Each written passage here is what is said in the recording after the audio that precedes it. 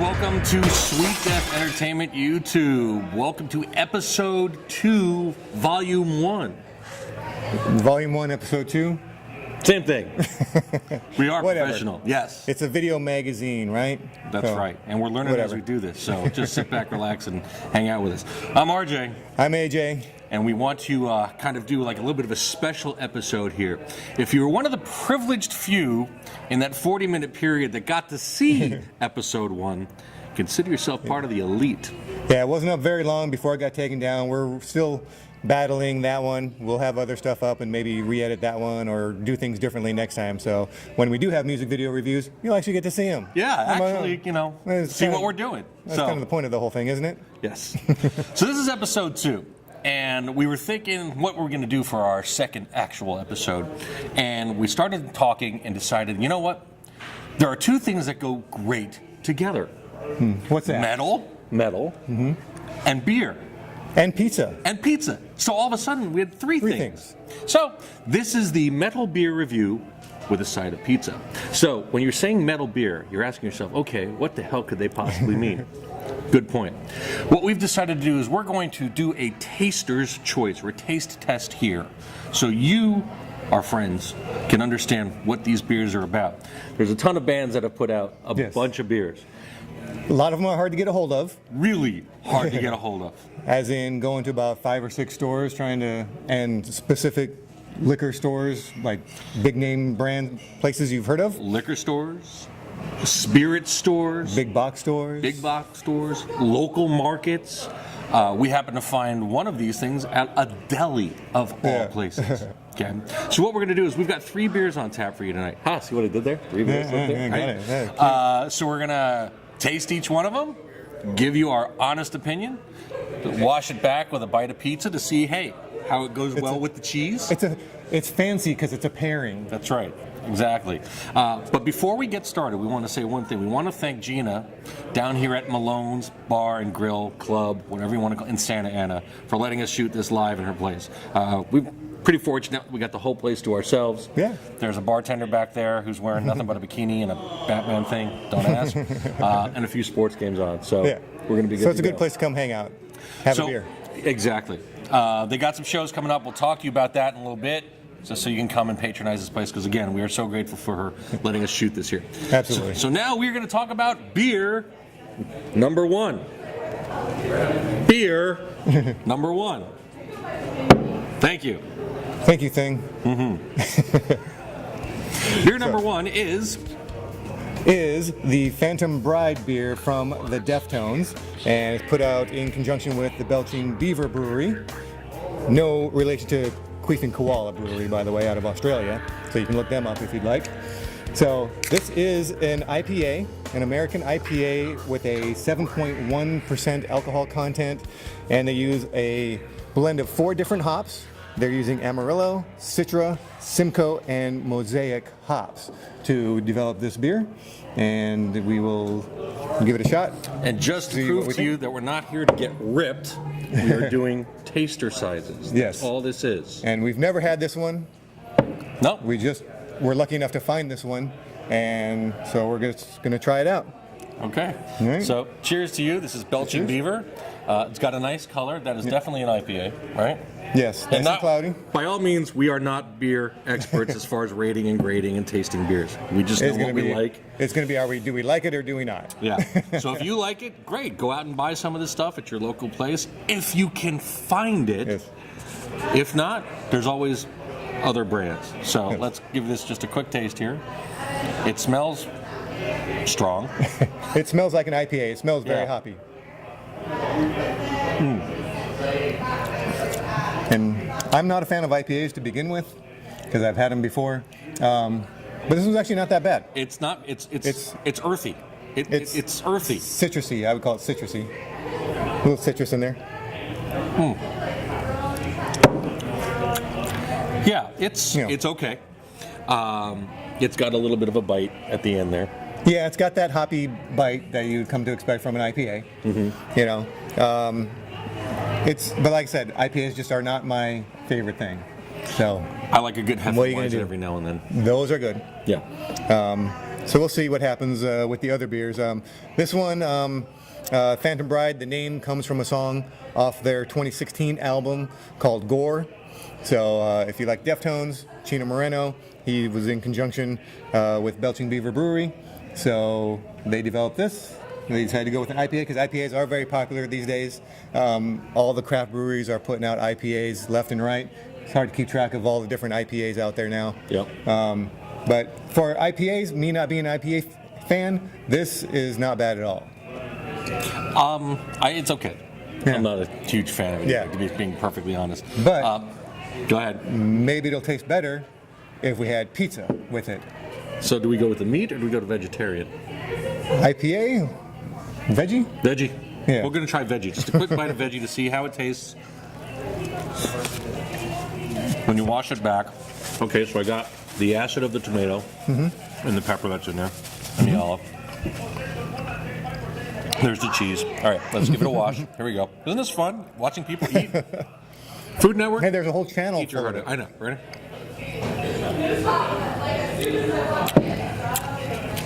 Yeah, I don't like that taste. Okay, I don't like that taste. Yeah. There we go. So, that was the Belching Beaver Phantom Bride Deftones, Yeah. which, by the way, they do have a second beer coming out. Right, like it's either out right now, Right. or it's coming out.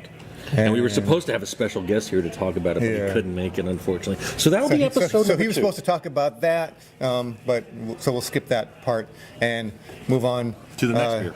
Yeah, to the next one, which will be the Megadeth beer. Megadeth beer, please. Thank Two you. lemon. Our new fresh glasses. As you can see, we're not mixing. All right. Oh, cleanse the palate. Cleansing the palate. Pretend Sorry. I have water. I drank mine already because I hit my head pretty hard. So here we go with a Tout Le Monde, which is Megadeth's beer. Came on from their song off of the wonderful album, Euthanasia, released in 1994. right? And they did a remake of A Tout Le Monde in 2007 off the United Abominations album.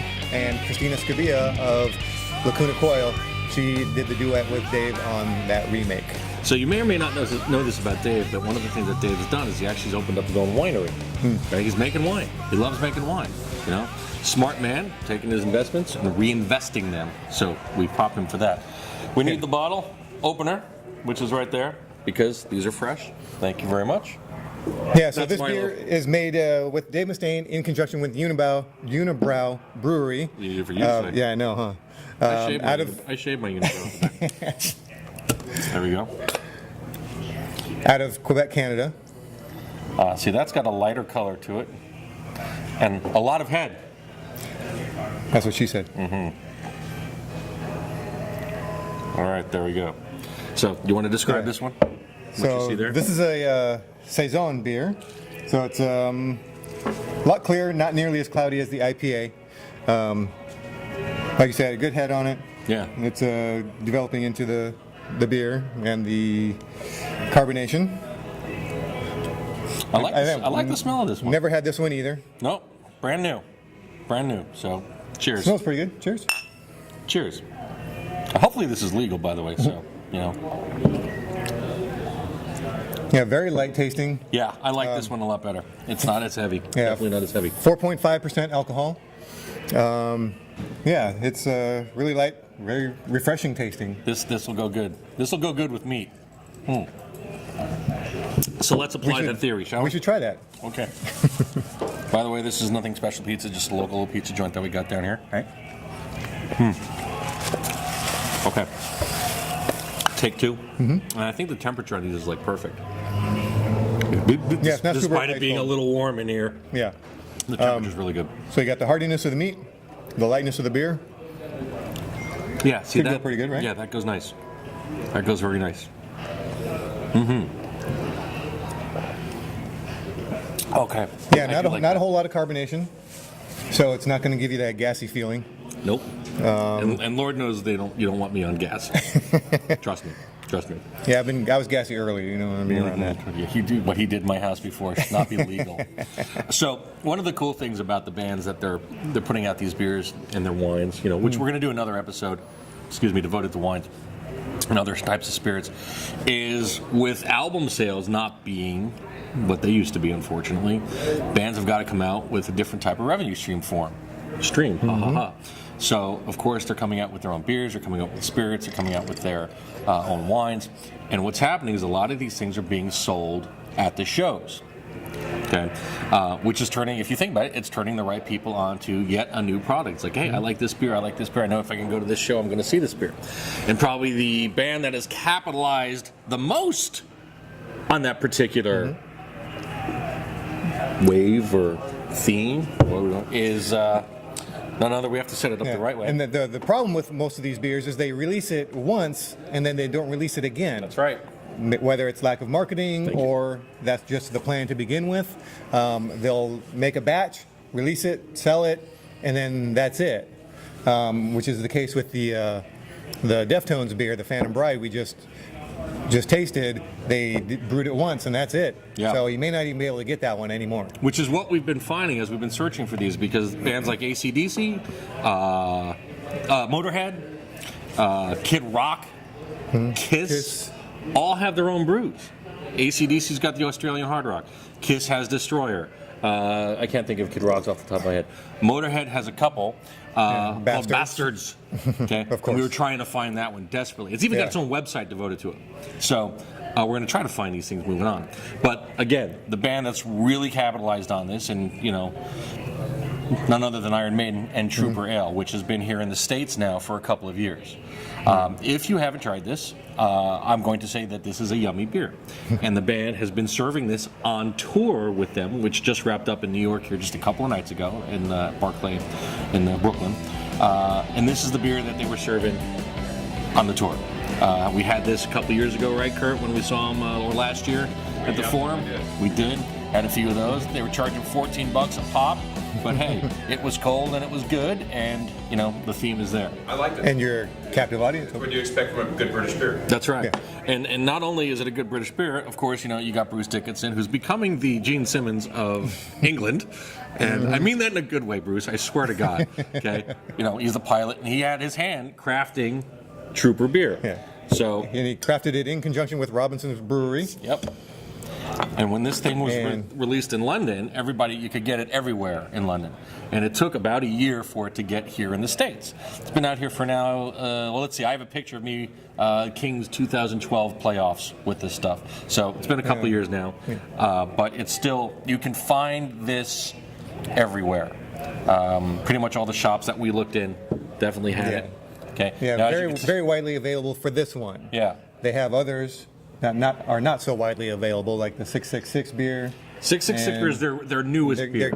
I'm sure they'll get there because this thing has been widely successful. Very successful. And I'm sure the other ones will follow. They just got to go through their marketing and get it out there and see how it goes. Absolutely. Now, as you saw, I poured this just like the other beers that we had. Notice that there's not a huge head on this. Okay, and I poured this just the same.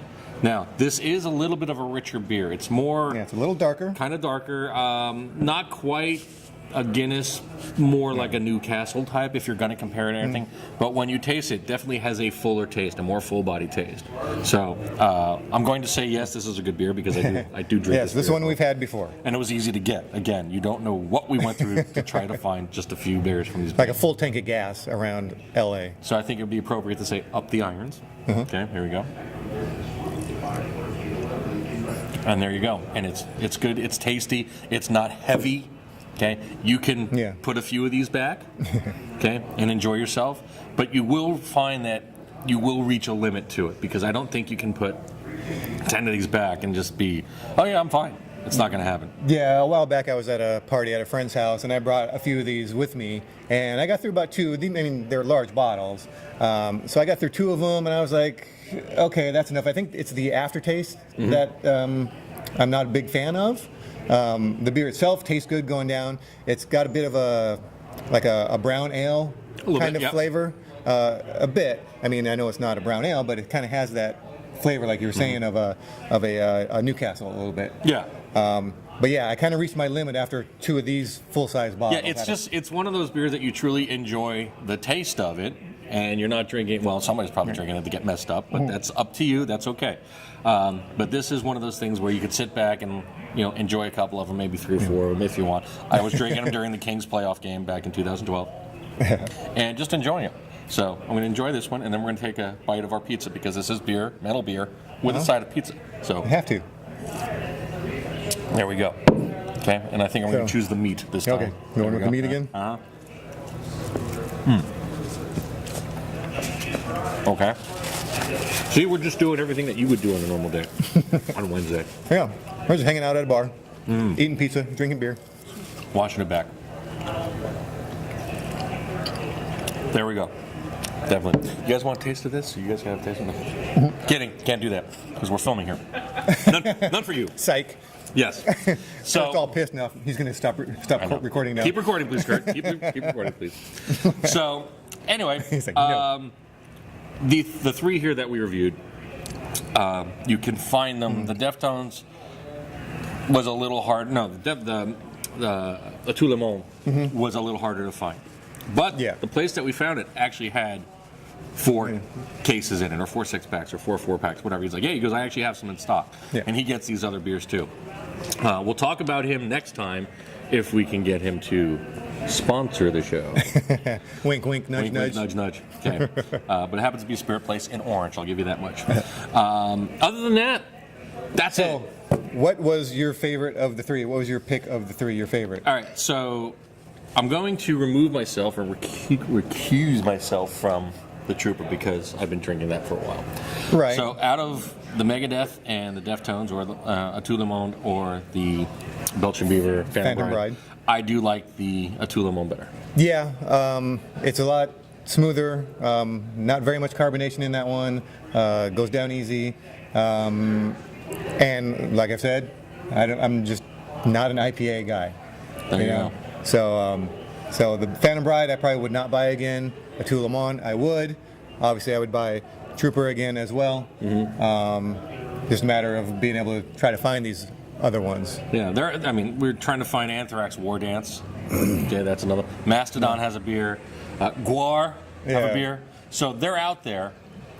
We just want to find them. So I'm going to talk That's to you. where you come in. If you know a place that sells these beer, preferably here in Southern California, makes it a little bit easier. Yeah. We're not opposed to making a little bit of a drive to do these, to find these beers so we can bring these to you. You can email us at sweetdeathend@gmail.com. You can message us on Facebook or post on Facebook, any of those. Twitter, tweet us, whatever you want to do. Or message us on YouTube because you're going to subscribe to our YouTube channel. And before we split, again, we want to give a quick shout out to Gina and Malones Bar here in Santa Ana, was gracious enough to let us film here. She's got 3 killer shows coming up. Okay, and they start in September, so we're cutting this in July. You've got plenty of time to buy your tickets for these shows. We got the Bullet Boys on September 22nd. We got Head PE on September 30th. And then Motor Grader on November 18th. So the week before Thanksgiving, spend your time here in Santa Ana. Nothing could be finer. I'm RJ. I'm AJ. This is Sweet Death Entertainment, YouTube. Thanks for watching. We'll have descriptions for all the breweries and everything in the description box below.